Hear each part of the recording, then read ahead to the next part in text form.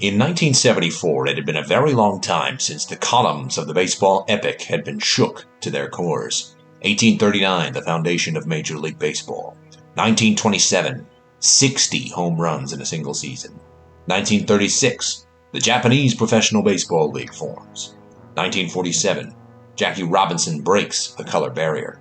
1950, Nippon Professional Baseball forms. 1961, 61 home runs were hit in a single season. And now this moment, one that has ramifications for not just baseball, but the world as well. The scene? Fulton County Stadium. The pitcher? Al Downing. The hitter? Hank Aaron. Field deep and straight away. Fastball is a high drive into deep left center field. Buckner goes back to the fence. It is gone. Number 715 of the storied slugger's career meant little for the game at hand, but such a moment of victory was not the culmination of years of dominance and acclaim for the legendary outfielder, but rather the end of a long nightmare of intolerance and racism in the lead-up to breaking the record of baseball's mythic white hero, Babe Ruth. The same stubbornness and inadaptability of the sport and its fans to change that barred Jackie Robinson, Satchel Paige, Josh Gibson, and even Fleet Walker from playing on the biggest stage, sent threatening letters, feces, and flames to Aaron's door. Hank hung it up 2 years later in 1976 with a career average of .305, 2,000 runs batted in, and as a member of the 3,000 hit club, to go along with his 755 career home runs. At that time, the most in world baseball history. In 1974, however, Aaron, it felt, had finally gotten the respect he deserved. The Braves, despite a winning season, could not scratch the World Series, but Hank was all everyone was talking about throughout the year. CBS producer Frank Cherkinian was one of those people. An enterprising man, Cherkinian thought he would capitalize on some rare home run mania for 70s baseball by organizing a sort of prize fight. He would send Hank Aaron across the Pacific. That year, there was only one active ballplayer remotely close to Aaron's numbers in America, and that was Willie Mays, who had retired 1 year earlier on 660 career home runs. No, in Cherkinian's eyes, there was only one suitable opponent for Aaron, and he ruled over the land of the rising sun. In 1974, major leaguers had been taking goodwill tours of Japan directly following the MLB postseason since the occupation by American forces ended in the 1950s. As relations between the Americans and Japanese were built back up throughout the decades, a subsect of American baseball fans and pundits began to be familiar with Japanese ball as the only other league in the world that could compete closely with MLB. In November of '74, NPB's finest were prepared for some all-star festivities.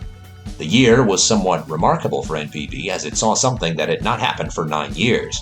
The Yomiuri Giants had a great year.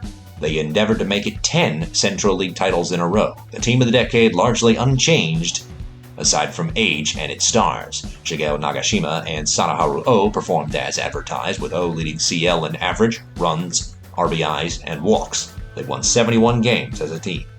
One problem. The Chunichi Dragons lost one less game, and went through to the Japan Series against the Lotte Orions, who also knocked off the perennial PL champion Hankyu Braves. The V9 Dynasty was over, and the nation was shocked. Compounding the news, Tetsuhiro Kawakami, the V9's longtime manager and Giants hero, was retiring again, this time as manager. So now, the Giants had no coach. In an impeccably timed moment, Shigeo Nagashima chose to triple the misery by announcing his retirement as a player. The Giants' Hall of Fame third baseman was done.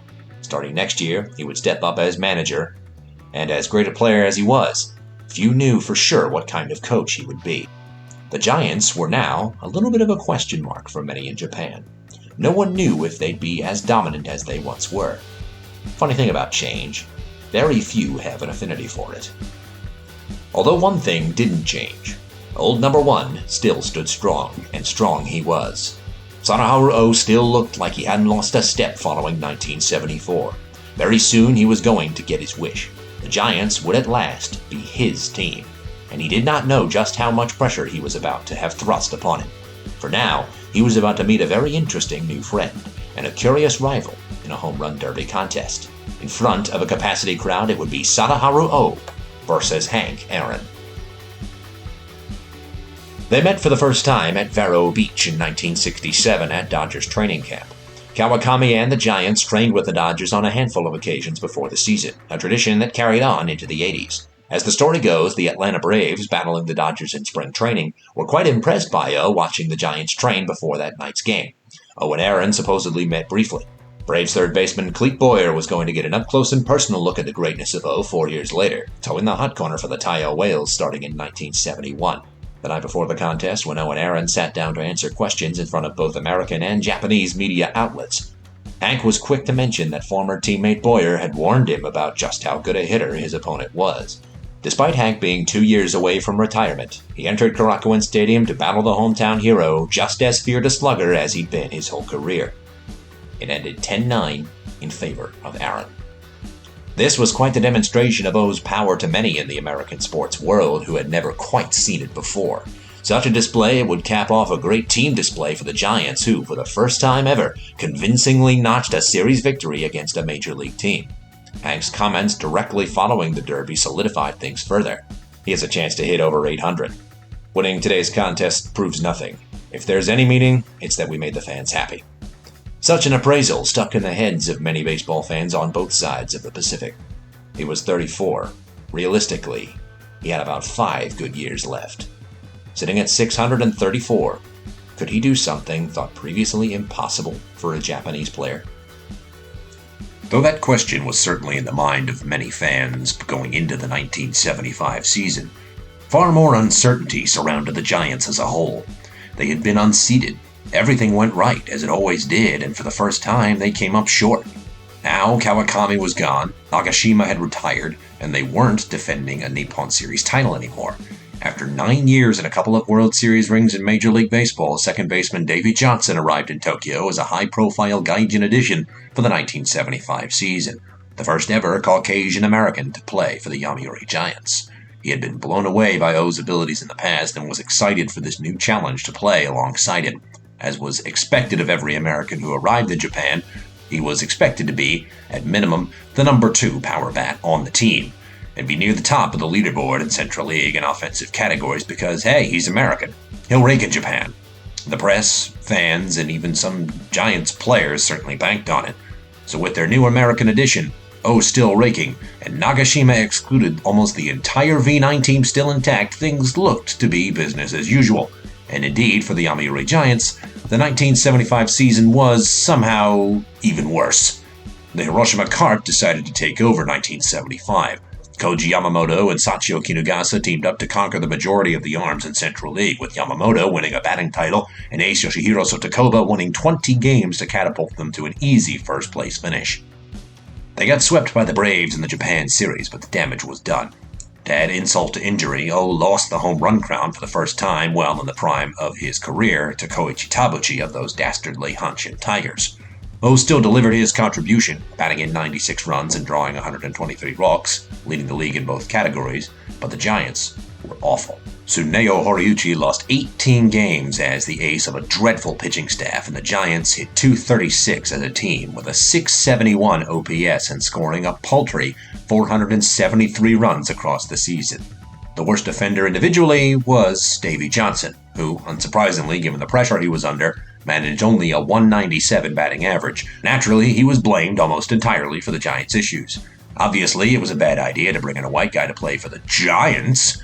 Never mind the fact that Joe Lutz was also hired as the first white manager in the history of NPB and led the Carp to the Japan series. He would hit much better in 1976, but after what he went through, he felt one season was enough.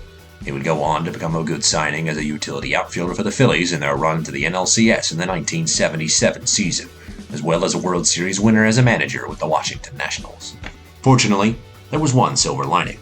Sadaharu stood on 667 home runs in his career, 47 home runs away from Babe Ruth's mark of 714. If he kept producing the way he was, he could beat Babe in 1976, and could challenge Aaron for however long Hank continued onward. The buzz was at a fever pitch, but Sadaharu knew that he was never going to accomplish anything with his eyes far beyond the season at hand. Needed to take things a game at a time.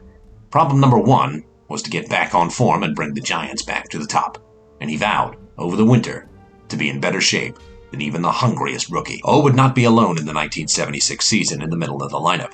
In order to fill out the vacancy left in the Yoan canon, the Giants' front office pulled off a trade that brought in the man who would go on to become the all-time hits leader in NPB.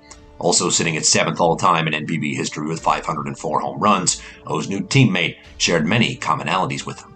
He was not ethnically Japanese, born Zainichi Korean in 1940. He debuted in pro ball the same year as O in 1959, and also lost a sister in childhood, in Hiroshima in 1945. And like O, had a brother who often acted as a surrogate parent and cued him for a career in pro baseball. As if he saw Harimoto didn't have the deck stacked against him enough, he had to learn to hit with an irreparably burned right hand thanks to an early childhood incident, resulting in an extremely unique batting stance and swing. But through extreme determination and focus, he became the best hitter in NPB next to O and Nagashima, and now he was coming to Central League. He was already used to hitting in Karakuan thanks to his years with the Toei Flyers, and despite his bad boy reputation and the tremendous expectation placed upon him to pick up the slack left by Johnson and Nagashima's retirement, all without much of the status and acclaim he deserved, Harimoto's addition was an exact ingredient needed to get the Giants back to the pennant in 1976. The Giants' new star bonded quite well with their returning star, who at one time he had viewed as a rival. Now teammates with his rival, O granted his request to train together under Hiroshi Arakawa. Sadaharu praised Harimoto warmly in their years playing together, saying that they could just as equally share the middle of the Giants' batting order as they could a good round of sake, something that could not be said of his time playing with Nagashima. The Giants flew out of the gates to start 1976. The pitchers were lights out, the stars all bounced back, Harimoto performed high above expectations, and Sadaharu was hitting like a man possessed. It seemed to all observers that he was going to do something very special very shortly. This was it, the climax of his story.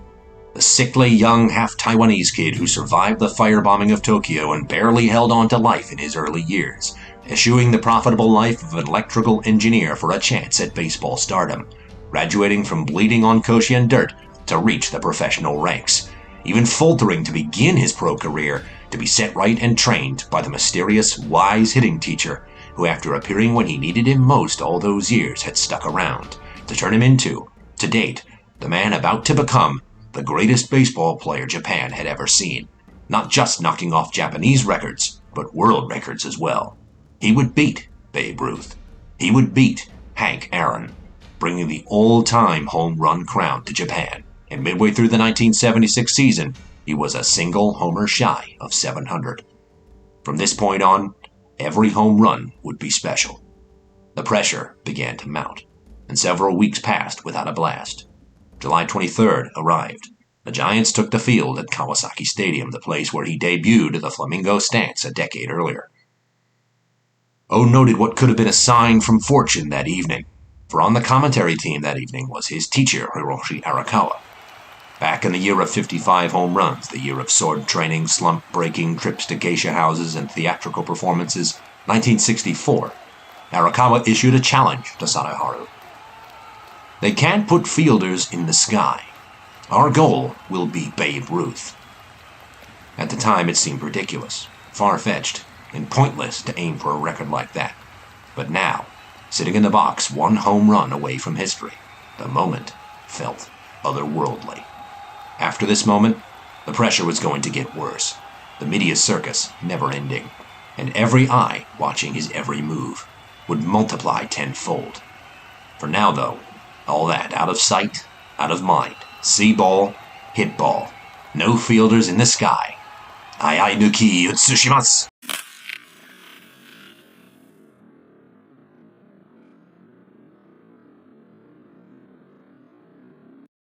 Every interview, every conversation, every TV sports story, all mentioned Ruth.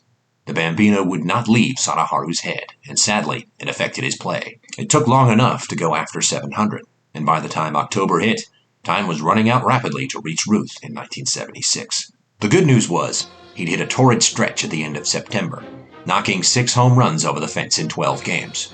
With 6 days to go, a series at home against Hanshin waited, and to pass Ruth, he'd have to tangle with a team whose staff consisted of ace Yutaka Inatsu and the catcher who beat him last year to the home run crown, Koichi Tabuchi. You couldn't draw it up any better. Game 2 would start with O at 7-14. One more home run to beat the Babe. The Babe was beloved in Japan ever since he arrived in 1934, making an incredible impression on the people throughout the 18 games he played there that year. There was such an admiration for the Babe that an attempt he made to speak directly to the Japanese people after Pearl Harbor to prevent the war actually happened. But now, October 11th of 1976, he was just a hill to climb, a mountain for baseball's Musashi to summit. 4-1 Giants in the bottom of the 8th. 2 down, 2 on, in what would ostensibly be O's final at-bat of the evening. He stepped up. He looked at and passed on 5 pitches to work the count full. Yet again, fortune worked its mysterious magic on one man. The pitch came. He watched it all the way in and sliced with precision toward the sky.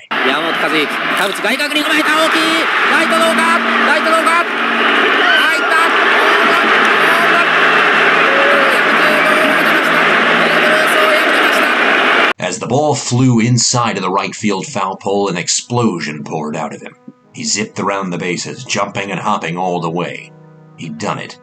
Babe Ruth had been beaten, and he'd etched Japan into baseball's history books across the world.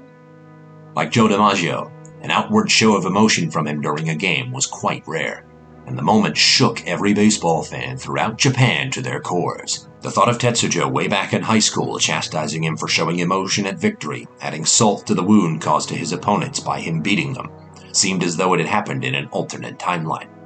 Tetsujo was in attendance that night, and apologized to Sadaharu for getting angry with him on that occasion. All this happiness, a whole country joyful together, just felt right.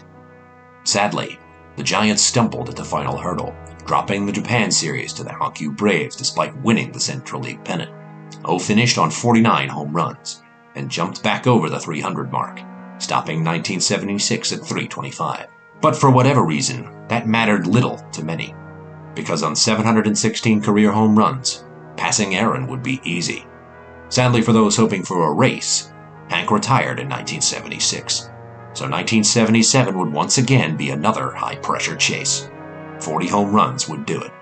40 home runs would make Sadaharu Oh the all-time home run champ. Hank and Sadaharu met in Hawaii in the winter of 1977. According to Oh, they discussed a great deal of mechanics having to do with hitting. Hank said much to him, but the one thing he remembered most was, "I want to be there when you break my record. I remember when Stan Musial greeted me at first base when I got my 3,000th hit." Their friendship would make headlines. American journalists were going to watch his pursuit very intently. And as 1977 approached, O fever began to sweep the country. All manner of souvenirs, reproduced signatures, kitschy giveaways, and press coverage sprung up before and after the start of the baseball season. Very fortunately, there was room to breathe before record fever really started to ramp up. In the meantime, he trained with Arakawa, spent time with his family, and enjoyed the interval as much as he could. The strain, though, could not be avoided entirely. The mobs were ever present. Even Kyoko and the children felt it, barely being able to leave the house because of the constant presence of fans, reporters, and photographers following him everywhere he went. The police were soon called in to escort him from place to place throughout July and August, and one of the only ways to ensure punctuality was leaving 30 minutes early from wherever he was to get to wherever he needed to go. There had been pressure like this before, almost consistently since 1940, to make the most out of life after surviving sickness as a child, to forsake baseball for his studies to be an engineer like Dad, to excel at baseball to bring glory to Waseda Jitsugyo at Koshin, vindicating Arakawa as a pupil, shining it on while the fans, the press, and his own teammates favored Nagashima over him, hitting well against the best of MLB to prove that the great V9 Dynasty wasn't just a flash in the pan, and proving once and for all that he had earned his place in the world. None of this could be overcome without the way of the Flamingo hitter, and the truly remarkable man who walked the way. And as he'd always done, in the midst of the noise, the eyes, the games, every day that seemed to stretch twice as long now, he walked the way. He kept hitting. He marched closer, and closer, and closer, until on August 31st, home run number 755 rocketed over the Korakuen fence. August turned to September, and the pressure reached a fever pitch to break the record, to beat Aaron, in front of the Korakuen faithful. Else it would be done on the road, and the front office couldn't have that. The Giants' opponents for the next 3 games would be the Yakult Swallows. The pennant was well and truly wrapped up by now. They'd be headed back to the Japan series come October, but for the moment, every game mattered. Every at-bat mattered. Karakawan was packed. The area around it was impassable, night in, night out. For the next 3 days, all eyes in the city were trained in one direction. September 2nd, Game 1. Sadaharu is mobbed from day's beginning to day's end. He can barely even take BP without someone in his way. The game came and went. No home run. September 3rd, Game 2. Traffic stops completely. Sadaharu travels from home to ballpark with the aid of the police. After the press onslaught, he sits silently in front of his locker in a small metal chair. Head down, eyes half open, drained of all energy. Much the same to how many home run champions felt at this point in the season. Roger Maris losing hair, Hank Aaron facing the hate mail and racist jeers, and now Sadaharu Oh, carrying Japanese athletics on his back like Atlas. His actions tonight may end up shaping the image of athletics in this country for decades to come. Out there is a packed house of fans, cameras, and journalists, both Japanese and American, with many more watching on television and listening on the radio. Also, a team that will do everything in its power to deny him his chance, even if it's just stopping the inevitable. Hiroshi Arakawa was likely watching as well, no doubt with every minute of tutelage and training expanded upon him on the venerable coach's mind. Arakawa's adopted son Takashi had just played his final season in the league after a horrific physical attack at the hands of some angry Taiyo Whales fans in the wake of the first true draft scandal in NPB history that left his game irreparably damaged. His preeminent protege, who he watched since childhood, now sat on the cusp of something special. Sadaharu's mind was far from quiet, nowhere near ready to do what he needed to do. But in a time much similar to this one, way back in high school, when he needed him most, his father was there for him, traveling all the way from Tokyo by car the night before to Koshin to help nurse his injured hand back to health. Would fortune cook up a similar intervention? A woman entered the clubhouse. All heads turned to her immediately. Her clothes, stature, and the fact that this area was closed to the press drew all attention to her. In her hand was a pair of packages. As his head turned to face her, the eyes looking back at him belonged to his mother. He stood up to greet her as she handed him the 2 parcels. The big one is for your teammates, please distribute them. And the small one is Suzumashi for your daughters. Take good care of them, and take good care of yourself. Before they could finish the conversation, she turned and left. In such a moment, words aren't necessary. It's all in a look. Love very often doesn't need to be spoken. The chirping of the crickets transfixed him. Listening intently to them, it finally took him out of the moment. And at last, he was able to center himself. His mother had brought him quiet.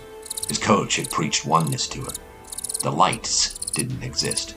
The crowd didn't exist. There was only the ma.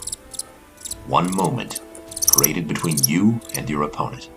It was the quiet that came from his mother that brought him firmly into the ma. Appropriately enough, much like Musashi striding off the boat at Ganryu Island at the end of Eiji Yoshikawa's masterpiece, Sadaharu found himself tangling with a young man dressed in blue who went by the name of Kojiro. Suzuki Kojiro. He strode to the plate in the first inning. The crowd, entering a oneness of its own, collectively slid forward onto the edge of their seats. He took Kojiro into the outfield in that first plate appearance, but not the seats. One chance down, a couple left. His turn came again in the 3rd inning.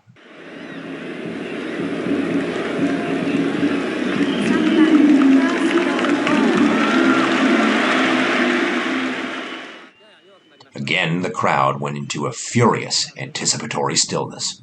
The Dragon of Fortune slithered invisible through the night sky, overlooking the action. His parents watched every pitch go by.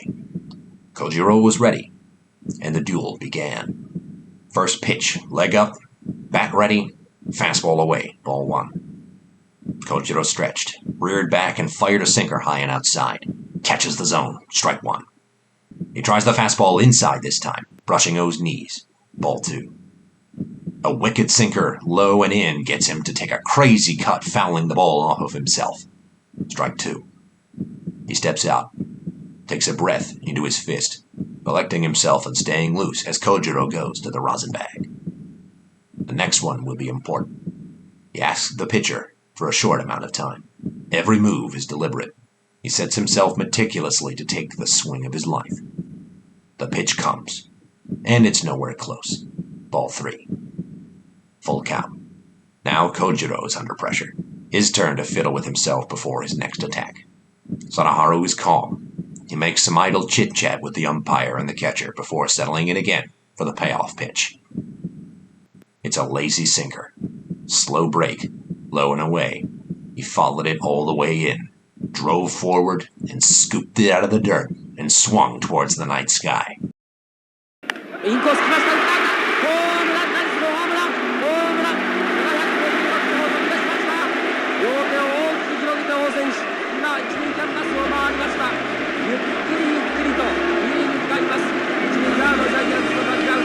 The moment evolved into a cacophony of cathartic joy. After fulfilling his obligations of touching home, the game paused, and nearly everyone in the stadium began to celebrate. His parents were even admitted onto the field to join the party, allowing son to share his jubilation with mother and father. The culmination of the long road that began in May of 1940 in Sumida Ward, through all the tears, the blood, the xenophobia, the uncertainty, and the sacrifice and feverish determination, was all, at this moment, relieved. This was what putting all you have in pursuit of baseball excellence was about, and the whole country felt the joy. In a night that ended at 2 a.m., Sadaharu called Arakawa. He wasn't able to be present for the party on or off the field, with both men knowing full well how much this night meant to them, thanked him profusely for helping him reach the summit of this gargantuan mountain. He went to bed that night to fulfill his promise to the fans during the post-home run ceremonies, to keep playing as long as his body would permit. He prepared to raise his sword and walk along the way. 3 years later, Sadaharu Oh stood alone in a locker room. It is November 16th of 1980, at Fujisaki-dai Stadium in Kyushu. Waiting for him outside are the 1980 Yomiuri Giants, a team that failed to reach the Japan Series that year, but had celebrated alongside him when he'd hit his 868th career home run, and when he'd announced his retirement from baseball 13 days ago. Also on the field were the 1980 Hanshin Tigers, another team that had had a rough year after the Koji Yamamoto-led Hiroshima Carp made the Japan Series out of Central League. This game was a barnstorming contest, all too common for NPB teams of the era to take the game out into the country for those who didn't live in larger metro areas with teams during the year. It didn't matter, the games that counted were finished. And yet, he was apprehensive, maybe even scared about what would come next. He was looking in the mirror at himself now, assuming his batting stance, testing a system he knew all too well to make sure everything was working, like his father testing an electrical apparatus. The big number 1 on the back of his uniform caught his eye. And then how unsure of himself he looked in the same old stance. This couldn't be the same, even though the game, the uniform, and the mechanics were the same. He no longer had the desire to play, though his body did not show it looking in the mirror. His spirit was out of balance.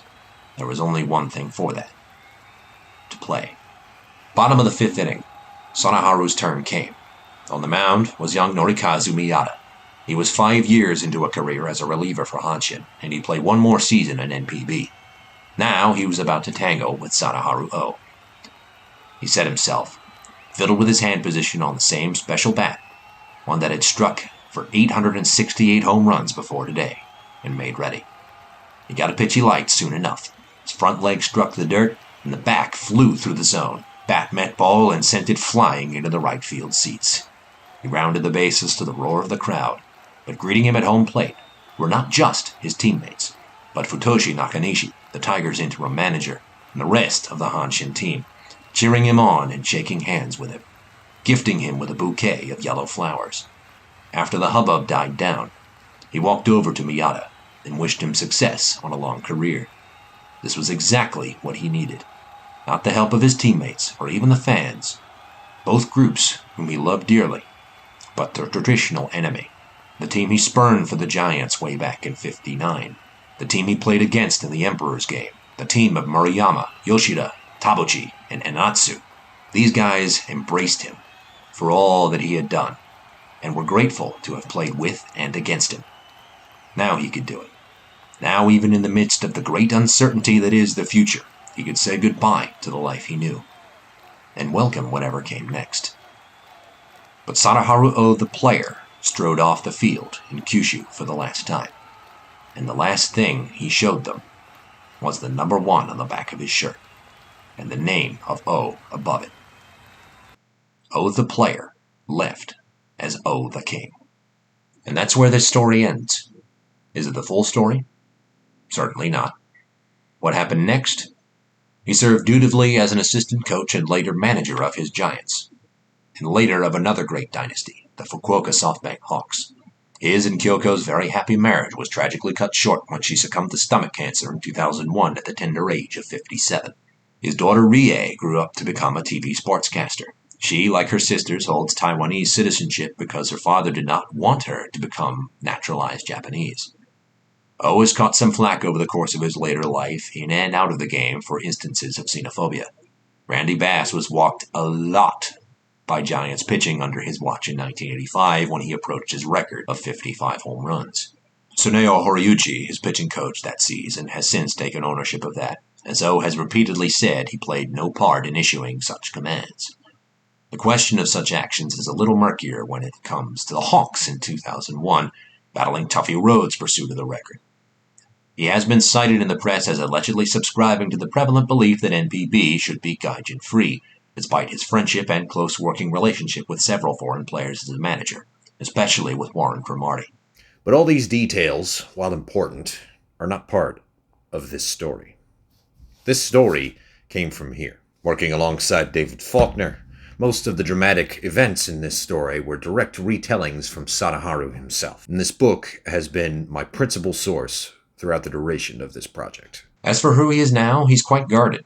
He doesn't go out of his way to make public appearances, despite never being unwilling, especially after some recent medical trouble. He does regularly make appearances in and around old-timers games, but for now he largely keeps to himself, working as a Hawks chairman, working on occasion with the government of Taiwan, the rigors of the throne, long since having been handed down. I've toyed with many different endings for this project. Originally, there were going to be 6 parts, with an epilogue covering the walk controversy, his time as a manager, and a few other details from his later life. But to me, this scene of him walking off the field in Kyushu, embraced by his friends and rivals alike, the last ball game he played close to his prime, seemed the most appropriate. The truth is, I've gone back and forth on why I'm even telling you this story. A lot has happened in my life since I began working on this project. Since it began, I got engaged, married, began a career in sports radio, and moved house. It's been almost 2 years since that first video. Heck, many of you thought this channel was dead. It's not, don't worry. But after more work, I found what I needed to. His name is not known hardly at all in America, but his methods, his baseball, has influenced the game across the world more than he will ever know. For the player, he shows just how much sacrifice it takes to reach the top of the mountain, working for every roster spot he ever had, and every at-bat he ever took. He proved the game can be atomized and studied like a martial art, and when the time is taken and patience is displayed, just how much you can excel when you train as hard as you can in all aspects of hitting, running, and fielding. Watching O will show you what you can get when you make baseball your life. Remind you of anyone? Oh my gosh! Shohei Ohtani! The greatest day in baseball history! In America, baseball is a game. But for Sadaharu Oh, and for the rest of the world, baseball and sport as a whole is what it actually is. Art. And he is an artist devoted to his craft. And ultimately, how do you sum up the reason for this channel existing better than that? I now finish this tale, the King's Tale, above all else, because I'm grateful for every game he played, for every swing he took, and the mark he made on the game that we all love. Thank you, Oh-san. You've made us all beneficiaries of fortune by making the most of its gifts. Long live the king. The end.